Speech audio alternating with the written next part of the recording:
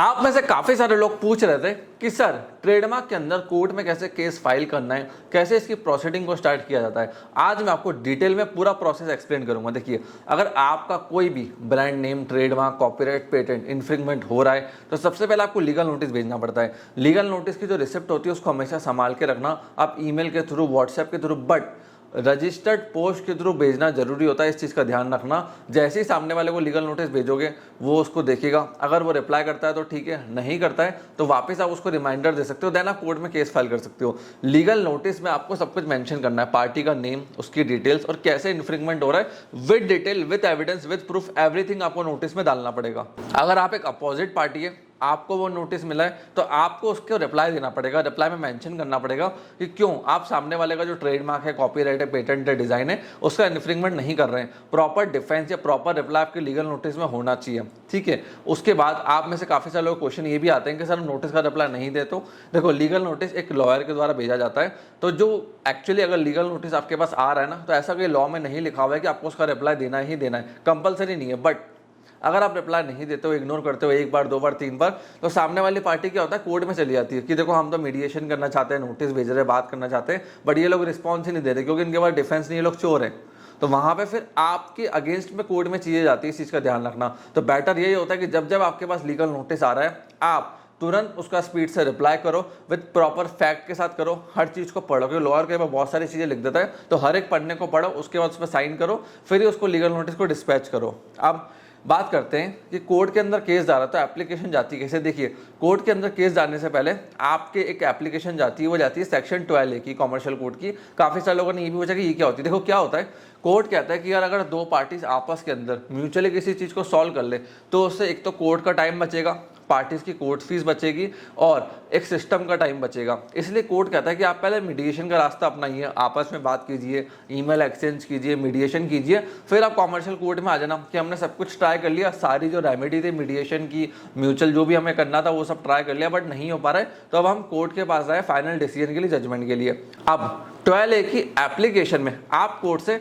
एग्जामिशन demand कर सकते हो कि सर देखिए म्यूचुअली ये लोग करना नहीं चाह रहे, नोटिस हम भेज रहे, मीडिएशन में आ नहीं रहे, इसलिए पहले ही इसको कोर्ट में अंदर केस को इनिशिएट किया जाए before moving to the mediation. अब कोर्ट में जब आपका केस आता है उसके अंदर भी दो चीजें होती है। एक तो ये होता है कि आपने कोर्ट में केस पेश कर दिया, अब सामने वाले के पास नोटिस आ रहा है अपीयर होने के लिए, जो इनिशियल स्टे का होता है, तो वहां पे सामने वाली पार्टी अगले महीने, एक दो महीने में आती है, 2-3 हियरिंग्स होती है, उसके बाद कोर्ट फाइनली देखता है कि स्टे देना है नहीं देना। उसके अंदर भी order 39, rule 1 and 2, read with section 135 और ट्रेडमार्क एक्ट, उसके अंदर आप एक्स पार्टी इंटरम इंजेक्शन का डिमांड कर सकते हो। उसके अंदर क्या होता है मैं आपको बताता हूँ। एप्लीकेशन के अंदर देखो, अगर आपको लगता है कि सामने वाला आपके गुड्स को डिस्ट्रॉय कर देगा या फिर वो रेपुटेशन को डिस्ट्रॉय कर रहा है, इमेज को डिस्ट्रॉय कर रहा है, और अगर आप उसको नोटिस दोगे, लीगल नोटिस, ईमेल करोगे, सब कुछ बताओगे, तो वो एविडेंस क्रिएट ही नहीं होने देगा। मतलब एविडेंस में आग लगा देगा, माल छुपा देगा, और आपको उससे डैमेज हो सकता है, गुडविल को हो ही रहा है, और वो माल में आग लगा के एविडेंस क्रिएट नहीं होने देगा। तो इसके लिए आप कोर्ट में एप्लीकेशन लगा सकते हो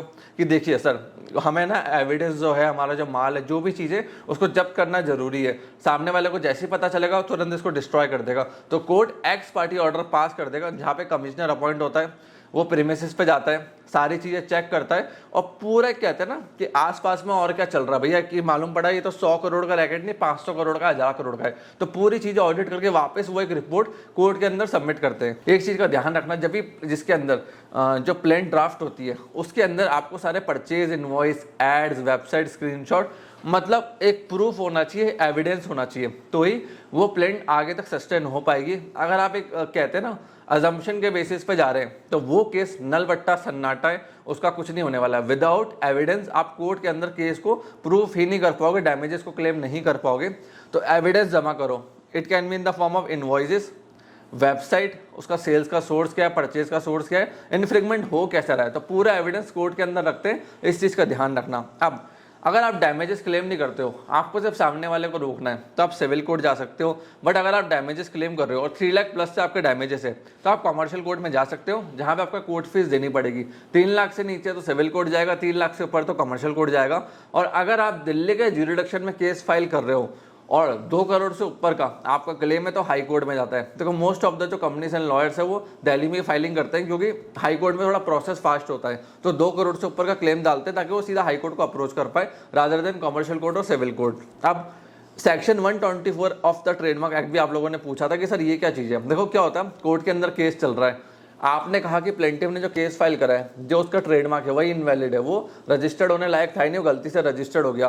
तो सेक्शन 124 के आप एप्लीकेशन कोर्ट के अंदर मूव कर सकते हैं, जहाँ पे कोर्ट कि रनिंग केस को स्टे कर देगा कि अभी इसकी प्रोसीडिंग को यहीं रोकते हैं। पहले जो ट्रेडमार्क रजिस्ट्री ने ट्रेडमार्क सर्टिफिकेट इशू करा है उसके वैलिडिटी को चेक करते हैं। अब देखिए, जब सेक्शन 124 का रिलीफ कोर्ट पे मांगा जाता है, फाइल किया जाता है, तो उसके लिए आप एप्लीकेशन या तो डायरेक्टली रजिस्ट्री में मूव ऑन करवा सकते हैं, या फिर ये मैटर जाएगा हाई कोर्ट के अंदर। हाई कोर्ट इस पूरे मैटर को देखेगी, रजिस्ट्री को इंस्ट्रक्शन देगी कि ट्रेडमार्क को कैंसिल करना है नहीं करना, या सीधा ये मैटर रजिस्ट्री में भी चला जा सकता है कि वहाँ पे देखा जाएगा कि जो ट्रेडमार्क है वो सही है या नहीं है, उस पर रेक्टिफिकेशन आप डाल सकते हो, कैंसिलेशन की पिटीशन आप डाल सकते हो। वो डिसाइड होने के बाद कि वहाँ से मालूम पड़ गया, क्लियरेंस आ गई कि प्लेंटिफ का ट्रेडमार्क बिल्कुल सही है या डिफेंडेंट का ट्रेडमार्क सही है, प्लेंटिफ का गलत था, उसके बाद वापस प्रोसीडिंग इस कोर्ट के अंदर चालू हो जाती है। तो सेक्शन 124 एक टूल की तरह यूज किया जाता है कि जब हमें लगता है कि सामने वाले ने केस ही गलत फाइल कर दिया, फर्जी सर्टिफिकेट लेकर आया है, गलत सर्टिफिकेट लेके आया, ट्रेडमार्क इसका गलती से रजिस्टर्ड हो गया, रजिस्टर्ड नहीं होना चाहिए था,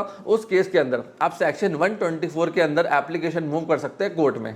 फिर इसके बाद पूरा मैटर कोर्ट के अंदर चलता है, एविडेंस पेश होता है, रिप्लाई पेश होते हैं, हर चीज होती है। फिर फाइनल जजमेंट कोर्ट देता है कि किसके फेवर में ये डिसीजन आएगा, किसका ट्रेडमार्क सही था। देखो, ट्रेडमार्क एक्ट सिंपल है, अगर मैं ट्रेडमार्क रजिस्टर्ड भी करवा लेता हूँ ना, तो इसका मतलब ये नहीं है कि मैं उसका राइट होल्डर हूँ। अगर मैं उसको यूज़ नहीं कर रहा हूँ, राइटफुल ओनर नहीं हूँ, मैंने गलती से रजिस्टर्ड करवा लिया, रजिस्ट्री को फेक डॉक्यूमेंट इन्वॉइसेस देकर रजिस्टर्ड करा लेता हूँ। कई लोग फेक इन्वॉइसेस डॉक्यूमेंट देकर रजिस्ट्री में ट्रेडमार्क को रजिस्टर्ड करवा लेते हैं। तो पूरा कोर्ट हर चीज़ देखता है कि भैया इन्वॉइसेस सही थे, एविडेंस सही थी, प्रॉपर गुडविल जनरेट हुई या नहीं हुई है, और सामने वाले को डैमेज कैसे हो रहा है। अब यार मैं कोई ट्रेडमार्क यूज़ कर रहा हूँ, बहुत कॉमन नेम है, सामने वाले को बहुत कॉमन नेम यूज़ कर रहा है, सामने वाले का नेम अलग है, मेरा अलग है, ठीक है। अब उससे उसको कोई डैमेज ही नहीं हो रहा है, कस्टमर कंफ्यूज ही नहीं हो रहा है, तो वहां पे कोर्ट इस चीज को समझेगा। दो चीजें कोर्ट देखता है, एक तो देखता है गुडविल, दूसरा देखता है कस्टमर कंफ्यूजन। जैसे आज मैंने रिलायंस का ब्रांड नेम कॉपी कर लिया, अब रिलायंस ने पैन इंडिया मार्केटिंग करी हुई, रिलायंस मतलब अंबानी फैमिली, रिलायंस कंपनी, उसको मैं यूज करूंगा तो मेरे को डेफिनेटली बेनिफिट मिलेगा,